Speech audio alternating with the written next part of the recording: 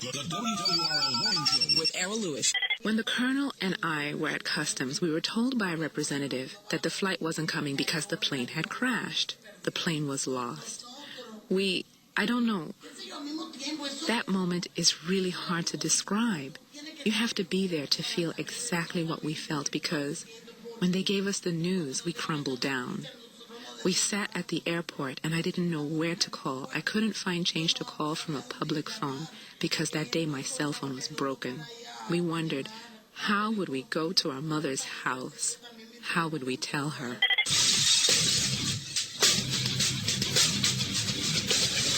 36 minutes after the hour. Welcome back to the show. It's 57 degrees in Midtown. Highs today will be in the low 70s. You just heard an excerpt from Flight 587 Honor. It's a documentary about what happened in the aftermath of a crash November 12, 2001 at 9:15 in the morning. A regularly scheduled flight to Santo Domingo took off from JFK and crashed minutes later into Bell Harbor, a section of Queens. There wasn't a lot of attention in some ways given to it because we were still recovering from the terrorist attack on September 11th, just weeks earlier. But somebody who didn't lose sight of it, JD, is a documentary filmmaker. She's Brooklyn-born, Queens-based, and her new documentary is going to be screened this weekend. I keep saying this weekend at the Long Island Film Festival, and she joins us now. Good morning. Good morning. Now, you're going to be showing this film, but, one thing I couldn't quite tell from it, it says you're based in Queens. Do you live in Bell Harbor? Was this right where, did you actually witness a lot of this happening? No, not at all. I see. And what made you want to do this film?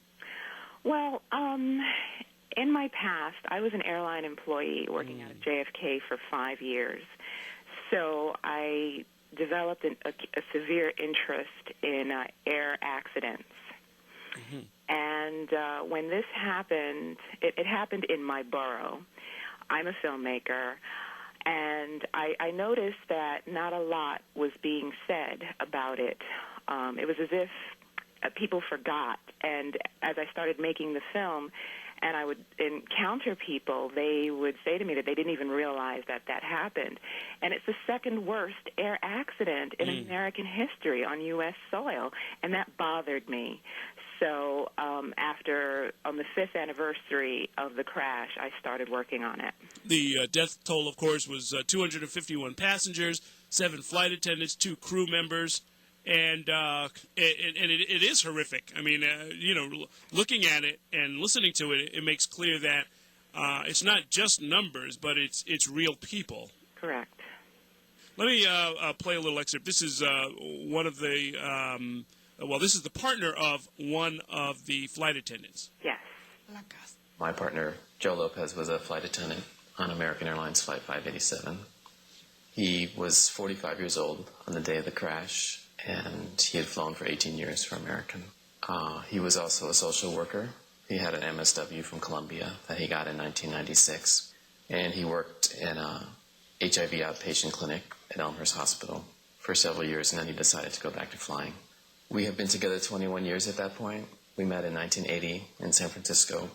I was 26 and he was 24, and after 5 days I told him I loved him. We were both young, didn't know any better. But it just worked. It was one of those things that worked, and we just felt like we were meant to be together. That was an excerpt from Flight 587 Honor. It's going to be screened this weekend at the Long Island Film Festival. So what was the reaction? The family members that you interviewed, you followed really 5 of them. They must have been greatly gratified to see this level of attention given to it. Oh, definitely. They felt that it's been forgotten from public consciousness. I mean, you hear all about TWA Flight 800, and I'm not trying to minimize that at all. But you rarely hear about this flight, and I wanted to bring some attention to it. I mean, it's the number 2 worst air accident. Yeah. Yeah. My understanding is that because 90% of the passengers on the flight were Dominican or Dominican American, yes, that it is a big deal in that community. Definitely. And they have a memorial that I've seen just because I happened to be out on the island when it was happening. Memorials every year. Yes, they do. On every November 12th, out in Rockaway Beach. And so now, what goes on at the Long Island Film Festival? I wasn't even aware that there was going to be one until I heard that your film was going to be screened there. Oh, yes, the Long Island Film Festival. It is the 26th year of it, and they screen documentaries, student films, all indie films at various venues throughout Long Island. So this weekend, specifically this Saturday, my film will be screening at Perspective Studios in Glen Cove. Oh, okay, fantastic. And this is not your first documentary by any means. I could tell that just actually by looking at it, but you've done some others as well. I've worked on other projects prior to this, yes. Mm-hmm. Okay, and what comes up next? After this project? Yes. Well, hopefully I will find a financer to support my next project that I'd like to do that has to do with a historical event that took place in the Caribbean, and that's all I can say at this point. Aha, okay.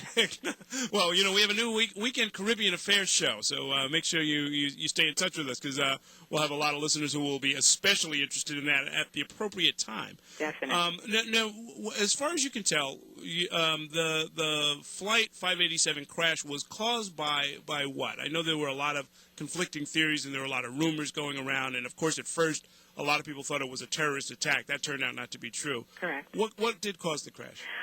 The final result was 50% pilot error and 50%, excuse me, 50% the aircraft manufacturer, aircraft malfunction. They were pointing fingers at each other for a long time, but in the end, the final decision was half and half. And this is an Airbus, a craft that has been involved in a number of different crashes. Yeah, unfortunately. We shall see. Okay, well, listen, thank you very much for joining us. Congratulations on going to the film festival, and I hope you win a lot of awards. It's a very gripping film and a very well-told story about a subject that more of us need to know more about. Thank you so much, Errol. All right, thanks for joining us. All right, you're welcome. All righty.